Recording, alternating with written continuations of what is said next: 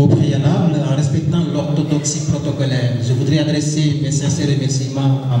la marraine justement de cette cérémonie, en l'occurrence notre maman Léaï, mais aussi remercier également en fait le président de la MerGI, mais également avec mon co-débatteur. Sans plus tarder, lorsqu'il m'a été désigné de vous entretenir sur la réflexion sur le système LMD, le doyen Ron m'avait appelé en faisant sorte que justement que je puisse intervenir. Je n'ai pas hésité parce que je suis tout simplement fils de Diobas, à double égard parce que j'ai commencé à faire mes humanités au niveau du CM de Sangué et je pense qu'alors ça n'avait été érigé en lycée. Nous sommes victimes bien entendu de ces ressortissants d'eau en quittant Sangué pour aller à Dakar. C'est pourquoi j'ai plus ou moins perdu de vie de certaines personnes. Mais hélas, aujourd'hui, c'est une occasion de retrouvailles, comme vous l'avez dit tout à l'heure lors de la projection de vidéos. À partir du moment qu'il m'a demandé de réfléchir sur le système LMD, et je suis parti d'une idée simple,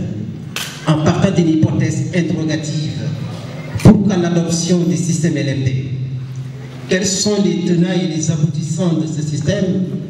Doit-on parler de maîtrise ou de tâtonnement de ce système? Mieux encore, peut-on parler de faillite ou de défiance de ce système? L'étudiant en tant que destinataire de ce système, y retrouve-t-il son compte? Voici quelques éléments que je compte apporter réponse, telle est l'énigme sur laquelle je compte vous entretenir, en le déclinant en 4 compartiments. La première... Remercier le président et son bureau de cette belle initiative qui est la journée d'intégration. Ainsi, le bureau de la MerGI Dakar ne ménagera aucun effort pour toujours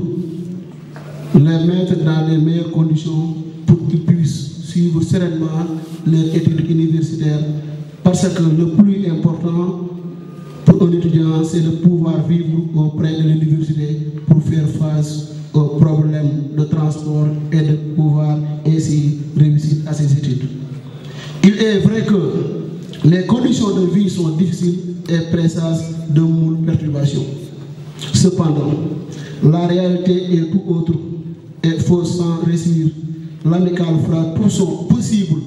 pour cultiver l'esprit de solidarité et d'unification, mais aussi lutter jour et nuit pour améliorer les conditions pédagogiques et sociales de ses membres. Vous souhaite,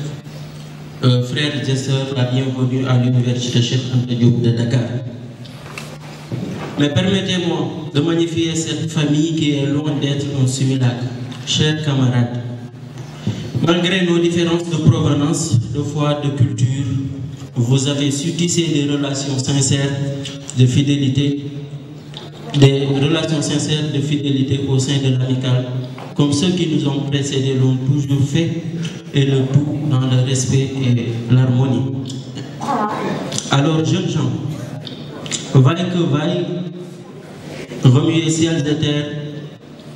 tuez eaux et sons, pour marcher dans le sillage de cette famille merveilleuse que je viens de vous statuer. Réveillez la flamme de la synergie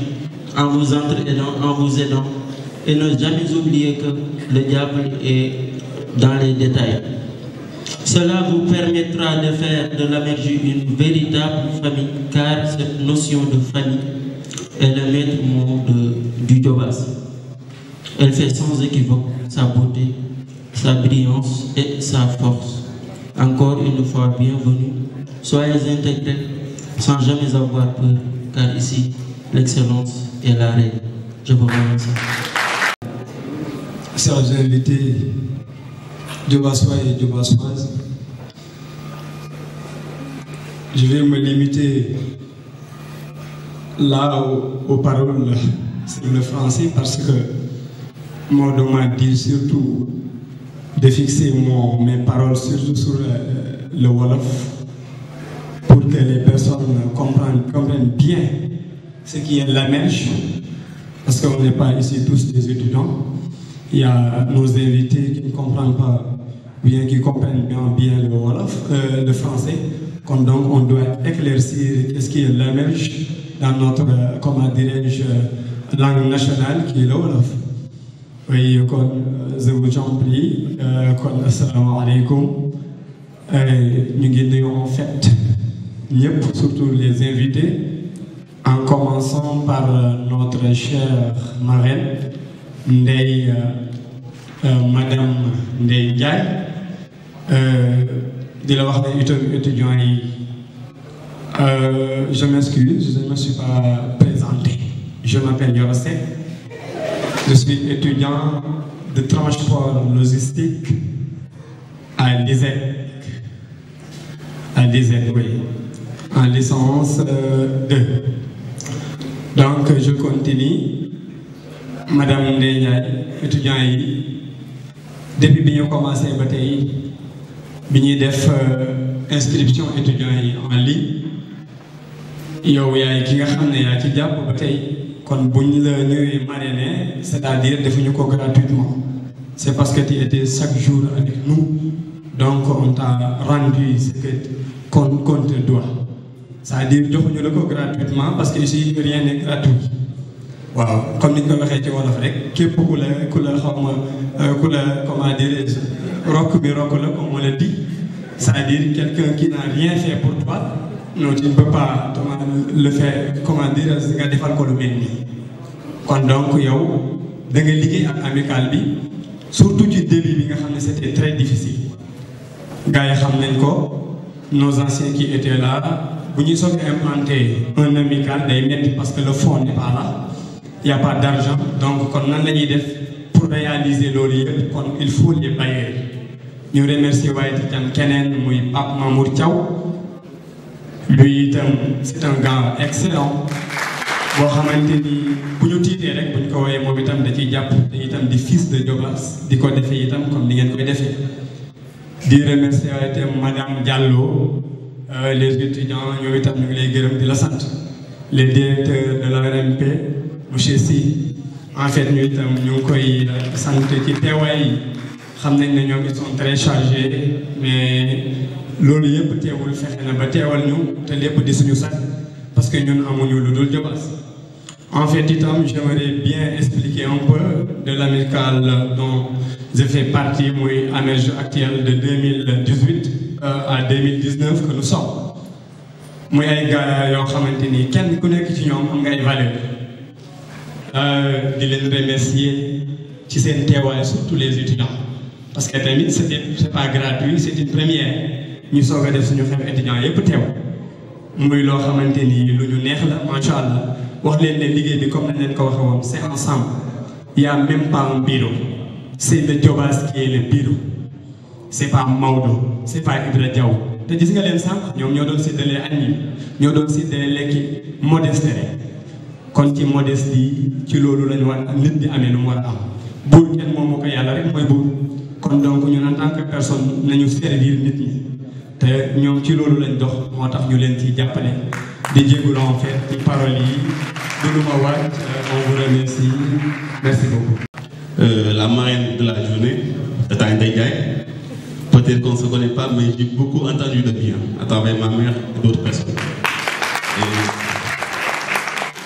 Et je dis bien que vous êtes un exemple pour toutes les petites dames qui sont derrière vous. C'est pas seulement les études, c'est pas seulement les diplômes. En plus de ça, il faut de la valeur, il faut être courageux aussi. Et voilà une exemple. Et je remercie aussi mes frères de la mairie de Diobass. Et comme on dit souvent, je suis un dit fils de Diobass. Et je remercie mon frère Maudété et Aloïs Mbaye. Je me dis bien que la mairie peut être fière de son bureau. Je vais juger le bureau à travers ces deux personnes qui ne se fatiguent jamais, qui sont toujours au service de leurs camarades. Et je me dis bien que xel mën na dal ci avenir Diobass parce qu'il y a des jeunes très dévoués et qui sont prêts à assurer la relève. Encore une fois, je ne vais pas être long puisque le discours n'a pas été préparé. Et je souhaite aussi la bienvenue à tous les nouveaux conseillers de Diobass. Et comme on l'a dit tantôt, il n'y a pas de secret. Il faut bien bosser. Et surtout ne pas décourager. Surtout ne pas décourager. Il ne faut pas avoir de plan B. C'est la défaillance. Il faut toujours rester sur son plan. C'est-à-dire que nous sommes venus pour réussir et nous allons réussir. Et je vous remercie. une bonne locomotive. La locomotive, c'est l'appareil chargé de transporter les wagons. De transporter les wagons, c'est transporter les passagers. Gabas a la chance d'avoir un leader. Ce leader est en train de gérer, d'être à la tête d'une amicale, qui est l'amicale de Gabas. Moi-même, je le connais parce que je suis un sortant de l'ENEA. Lui, il est toujours de l'ENEA, de l'École nationale d'économie appliquée. Il était le président de l'Ecoforum. L'Ecoforum, c'est un club que tout le monde connaît à l'ENEA. Président du club vert, un club qui bosse dans le domaine de l'environnement.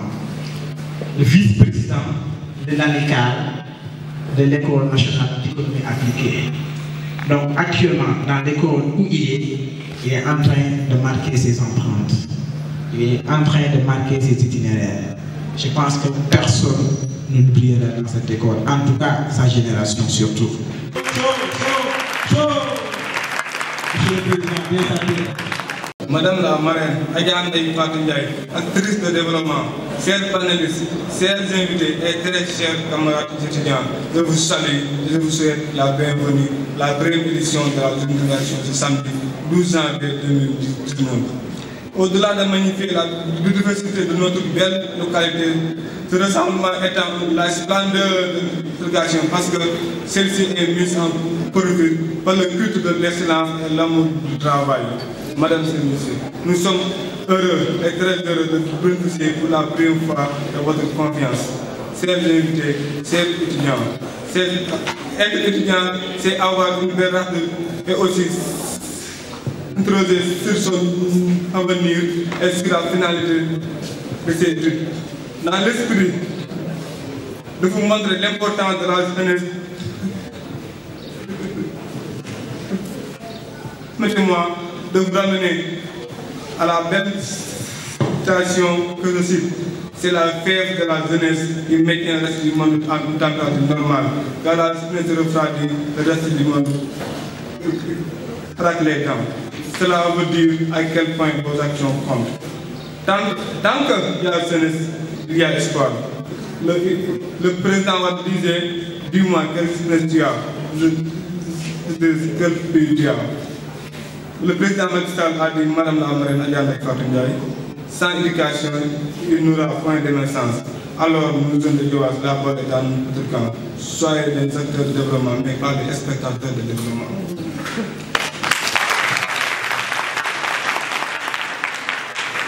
Cependant,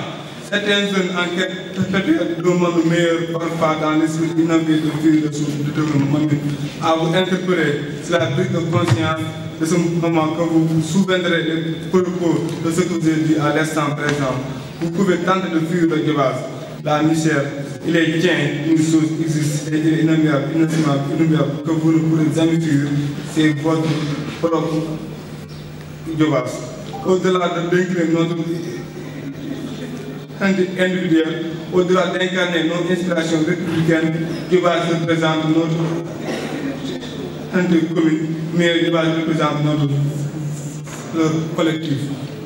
Nous devons être fiers d'appartenir à cette chère localité dont l'entrée immense couvre la richesse infinie de son sous-sol et de sa biodiversité. Je ne saurais pas terminer sans soulever des mots de remerciement à l'endroit de quelques personnes, entre autres mon bureau très efficace, qui a ménagé aucun effort pour la réussite de cette journée.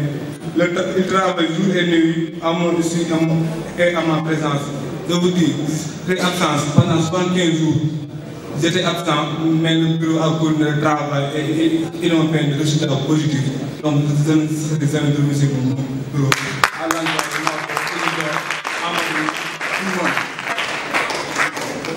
Madame la marraine, la lionne de Diobass, qui a bien voulu accepter notre Monsieur Mamoudou Diop, un jeune exemplaire et responsable au service de la communauté de Diobass. Madame Diallo a bien voulu apporter pour la réussite de la journée. Enfin, les anciens qui ont montré sur pied un parcours soigné jusqu'à ce qu'on ne puisse pas assurer leur vie. ñu ngi leen di nuyu di jiital ci nuyoo bi sama directeur bi toog muy directeur ARM damay ànd ak moom rek jël nuyoo bi jébbal leen ko ndax ci sama délégation la ànd bi ma ko waxee démb daf ma ne suba du ma mën a def dinaa ñëw loolu nag relation yu yàgg la nit ku baax la nit ku ñuy bàyyi xel la nit la tamit koo xam ne dafay liggéey rek pour réew mi xaj na ARM mën naa dem ba yéen ngeen soxla ko waaye man fi ma ko soxlaa dëkk ba indi ko mooy suba ngeen mën a jaar ci moom pour jaar ci ñeneen dem ci ñeneen dem ci ñeneen ndax mën na leen a ubbil ay bunt foofu rek laa yem nit kenn ko waaye kilifa la ci réew mi te it nag kilifa la boo xam ne amaana mën na tax ngeen di tànn borom réew mi balaa yàgg loolu kon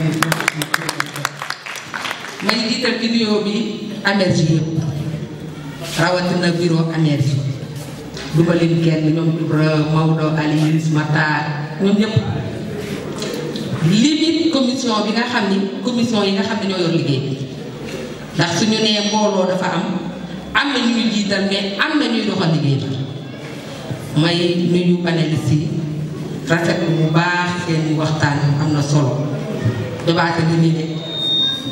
lu ne am na jobaas délégation bi ma àndal du ma leen lim Abdou Aziz lim na leen man nag damaa ñëw en tant que yaay ñëw en tant que marraine ñëw tamit ci bokku jobaas ngeen doon samay doom doon ay étudiants ñun ñëpp ñu war a ñëw jàpp ci ngeen def kon lu yàgg la ñii dañ ñoom marraineel de gis naa fee mortala sànq ñoom Aliou Badara Faye mën naa wax amical bi fi mu sa jaar ñëw nga ju toog waxtaan la ma mën a jëflante ak yéen fa sama doole tool mu tàpp ak ñoom ñii ñëw waxtaan ak ñun marraineel bi seen bés dama koy rafetlu dama ciy dégg tam ndax lépp lu ngeen di def ñun dañoo war a ñëw jàpp ci ay yaay la ñu yéen ay doom ngeen doon tamit yaakaaru ëllëg yu jobaas yéen ñi toog Sénégal yaakaar na leen de mais jobaas yaakaar na leen ngeen nekk fii di jàng ak difficulté yu metti mënul ñàkk wut moo metti am nag dafa yomb waaye wut moo metti rawatina wut goo xam ni dangaa jàng ba jóge ci sa yaay jóge ci sa papa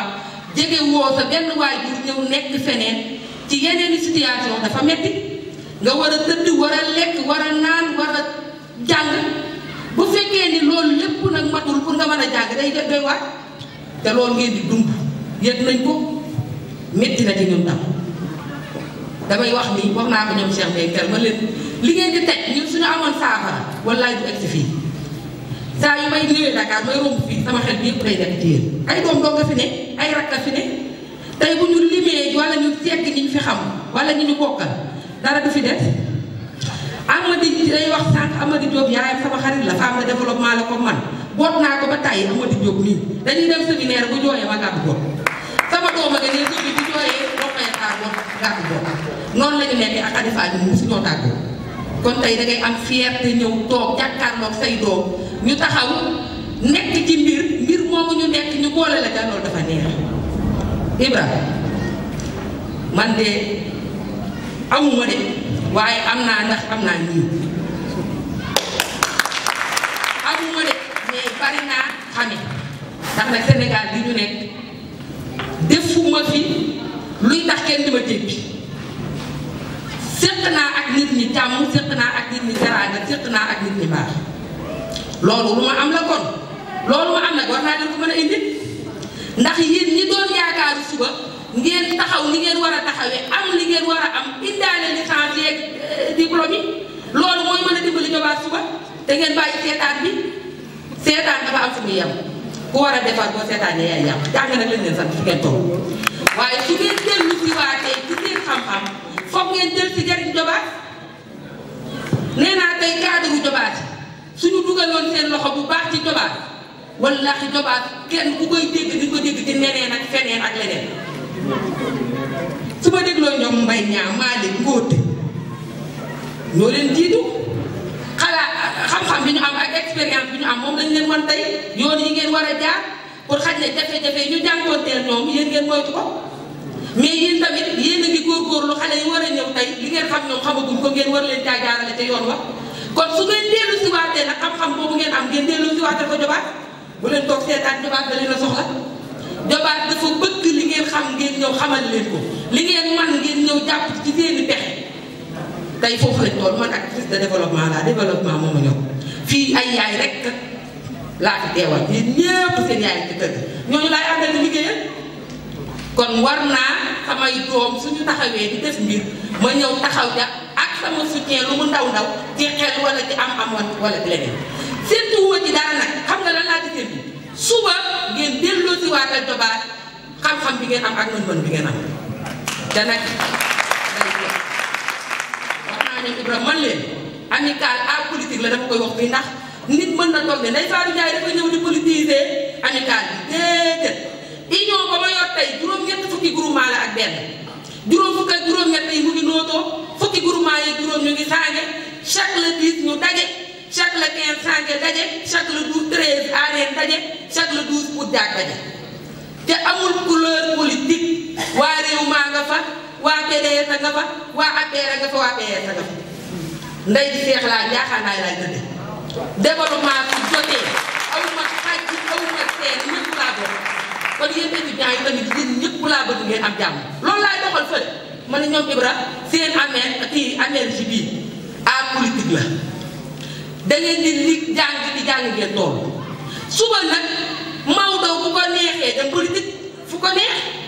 bu ko neexee dem ànd ak ku ko neex mais pas du tout énergie Ibra noonu Aliou Mbaye noonu keneen noonu man leen dama cee jaar ba am ci résultat aw may noonu ci jigéen ñi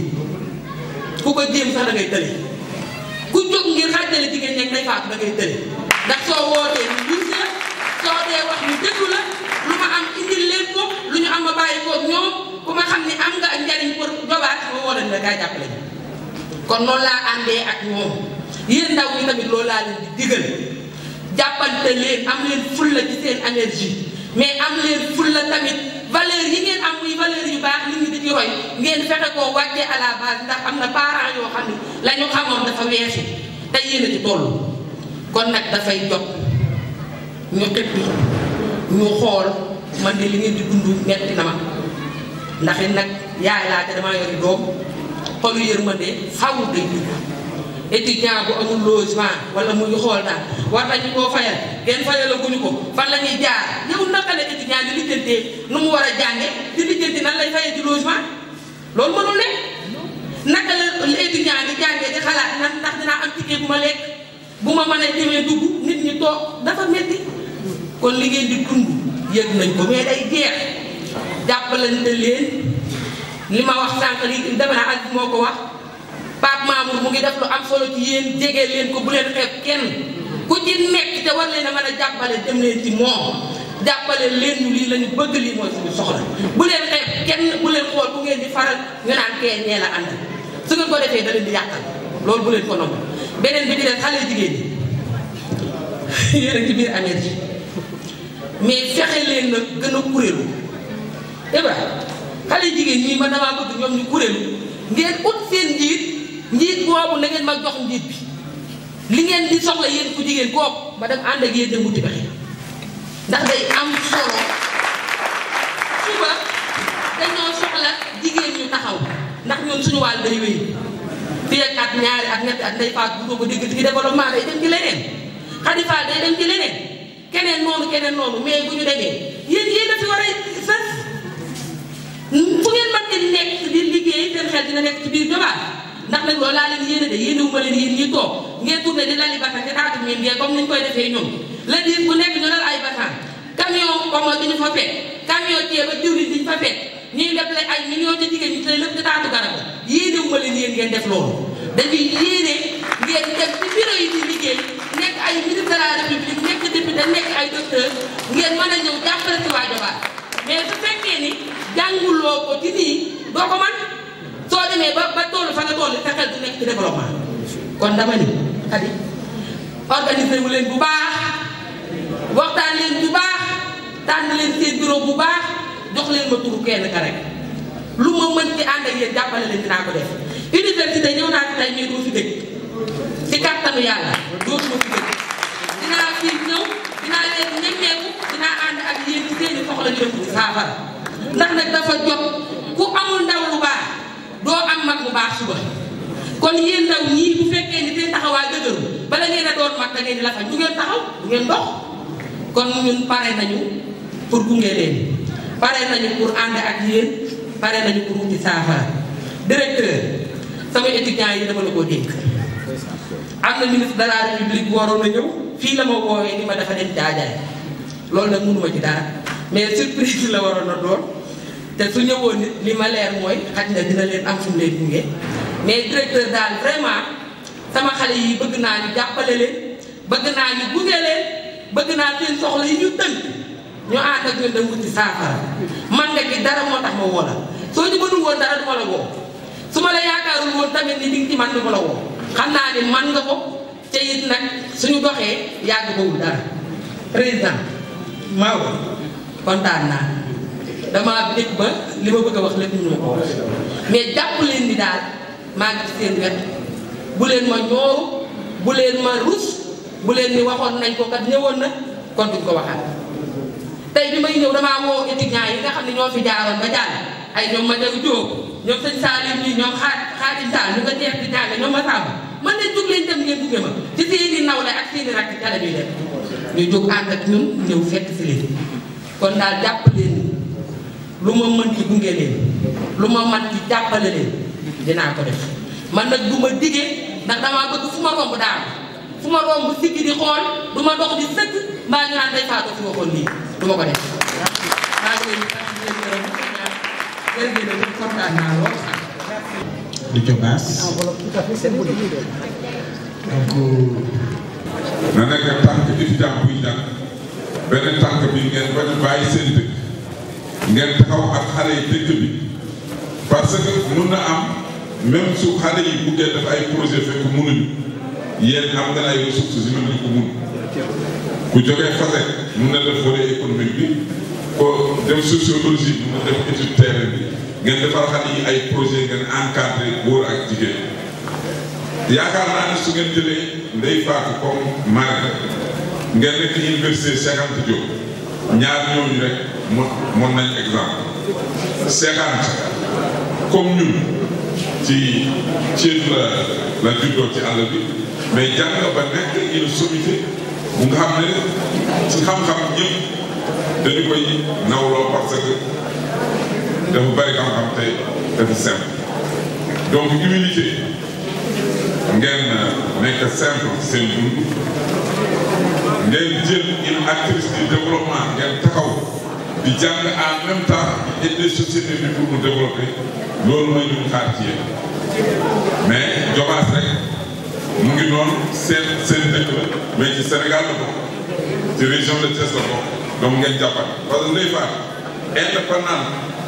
c'est vrai présidente du fédération des associations féminines de Thiès mais Ndeye Fatou trésorière interprofession membre du Sénégal donc lu muy def yëpp ci transformation loolu mooy développement donc jàng bi baax na trop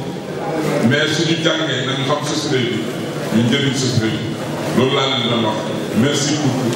dama kontaan nag ba xam naa kàddu yi dina xaw ci trop ndaxte ndey la te xol bi sore na trop macha allah benn maa ngi nuyu di gërëm encore directeur bi nga xam ne moom moo ñu fi fekk muy monsieur Sy mais di féliciter aussi sama doomu Ndeye Fatou tey bu ma waxtee ay jaar-jaaram parce que defe naa ni ñu fi wax da kenn mënu koo pass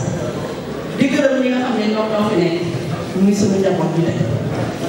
ah kontaan aussi si démonstration yi ngeen di wax parce que xel dal man en tant que villageois je suis de Saint-Louis mais si dëkk bi gën a ruqee à Bache fa laa dëkk derrière Richard donc tey fierté la pour moi parce que on avait l'habitude ñuy xeeb nag villageois te tey dañu baax villageois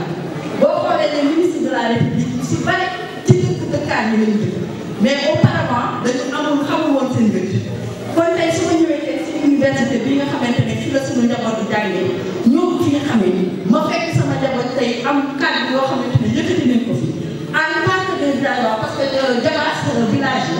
la muy fierté ma si man mi muy benn exemple aussi si ñoom tey bu doon sama kàddu si ministre mais tey wécc naa lu tax kàddu ma ci sama njaboot ñenn ñi ñëw def témoin maa ngi leen